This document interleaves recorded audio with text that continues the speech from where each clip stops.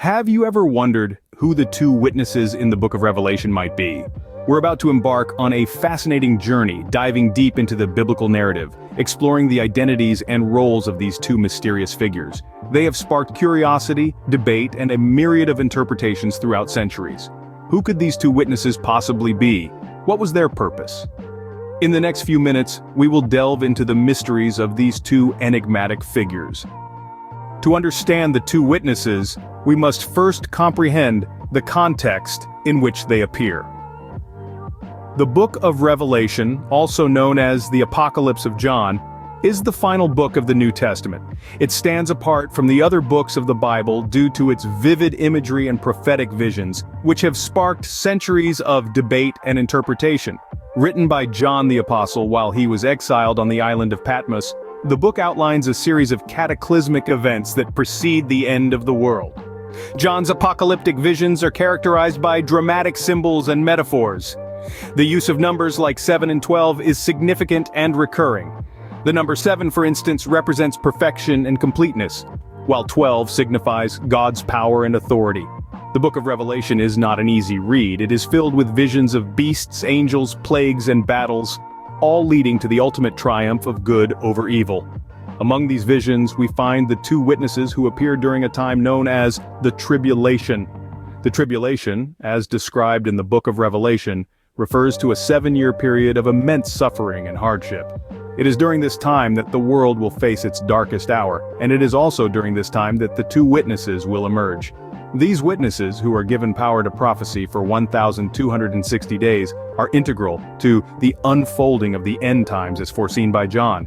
They stand as beacons of truth and righteousness amidst the chaos, bearing witness to God's power and justice in a world spiraling into destruction. Understanding the context of the book of Revelation, its apocalyptic nature, and the time of tribulation is essential to grasp the role and significance of the two witnesses.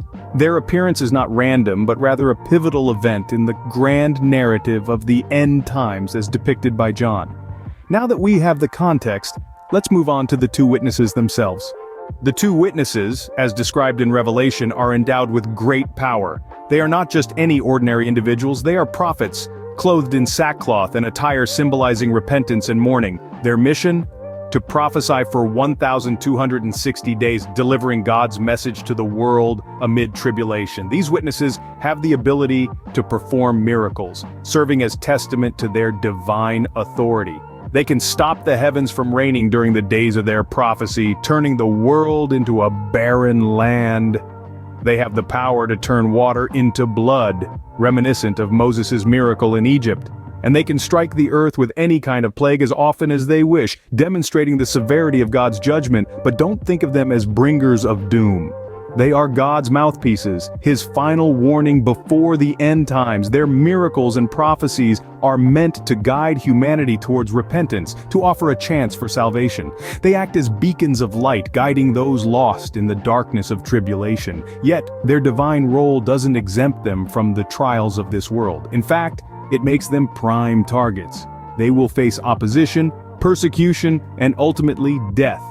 The beast from the abyss, an adversary of God, will wage war against them, overcome them, and kill them. Their bodies will lie in the street of the great city, unburied for 3.5 days, while the world watches and celebrates their demise. But their story doesn't end there. God will breathe life into them again, and they will ascend to heaven in a cloud, leaving their enemies in awe. Their resurrection, like their mission, serves a greater purpose. It's a sign, a promise, of the divine resurrection awaiting the faithful. Their powers and their fate make them key figures in the unfolding of the end times.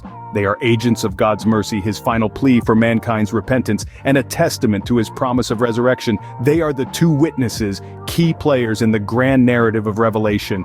Bible scholars have proposed several interpretations of the two witnesses' identity. Let's delve into some of these perspectives, each offering unique insights into the enigmatic figures from the book of Revelation. One prevalent interpretation identifies the two witnesses as Old Testament prophets, specifically Elijah and Moses.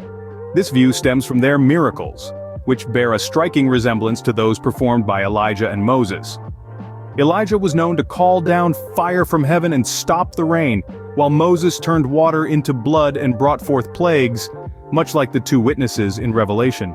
Yet another interpretation perceives the witnesses as symbolic representations of the Old and New Testaments. This perspective is grounded in the belief that these testaments are God's witnesses to the world, testifying His will and His plan for humanity. The two witnesses in Revelation prophesy for 1260 days, dressed in sackcloth, which could be seen as a metaphor for the often somber and challenging messages contained within the Bible. Then, there are those who interpret the two witnesses as symbolic representations of the worldwide church, both in its Jewish and Gentile components. In this view, the two witnesses are seen as the collective body of believers who are called to bear witness to God's truth in the world, even in the face of persecution and adversity. The power and resilience of the witnesses, their resurrection and ascension, could be seen as emblematic of the enduring strength and ultimate victory of the church. Some scholars propose that the witnesses represent the law and the prophets, two major components of the Hebrew scriptures. This interpretation aligns with the idea that the law and the prophets bear witness to Christ, who is the ultimate revelation of God's truth. A fifth interpretation identifies the two witnesses as Enoch and Elijah, the two prophets who never tasted death, according to the Old Testament. This view is based on the belief that these prophets will return to earth to complete their mission before the final judgment. These interpretations, while varied, all point to the importance of the witnesses in God's plan. They highlight the diverse ways in which God's messages and His divine plan can be manifested and understood. Each interpretation, in its own unique way, underscores the significance of witnessing, prophecy, and steadfast faith in the divine narrative. Regardless of how one interprets the identity of these witnesses, their role in the grand scheme of God's plan remains undeniable and profoundly impactful. The two witnesses, regardless of their identity, have a profound impact on the narrative of Revelation. They serve as pivotal figures in John's prophetic vision, carrying an unmistakable significance that extends beyond their prophetic role. Let's consider their prophetic role first. They prophesy for 1,260 days clothed in sackcloth. This is symbolic of their mission to warn humanity of impending divine judgment. Their message is a call for repentance, a plea for mankind to turn back to God, to avoid the coming wrath. It's a message carried with urgency, one that underscores the gravity of the situation and the imminent judgment. But their role doesn't stop at prophecy. They face opposition, resistance, and ultimately, they are killed. Their death is celebrated by those who rejected their message. But, as with so many elements in Revelation, their story doesn't end there. After 3.5 days, they are resurrected. This resurrection serves as a powerful testament to God's authority and power, a divine affirmation of their prophecy and their mission. Finally, they ascend to heaven in full view of their enemies.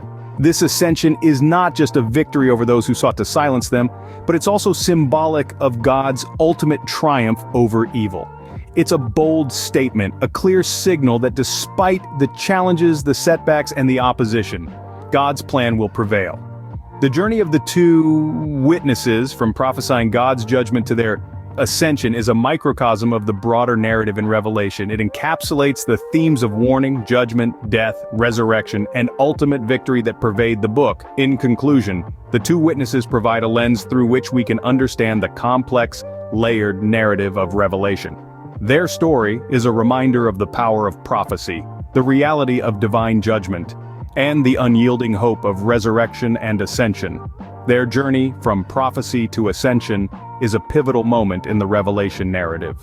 The two witnesses of Revelation have intrigued and perplexed readers for centuries. We've journeyed through the context of Revelation, delved into the role and powers of these enigmatic figures, and pondered the various interpretations of their identity. We've also considered their profound impact on the narrative, adding layers of intrigue and complexity. As we continue to explore and interpret Revelation, the mystery and allure of the two witnesses remain as captivating as ever.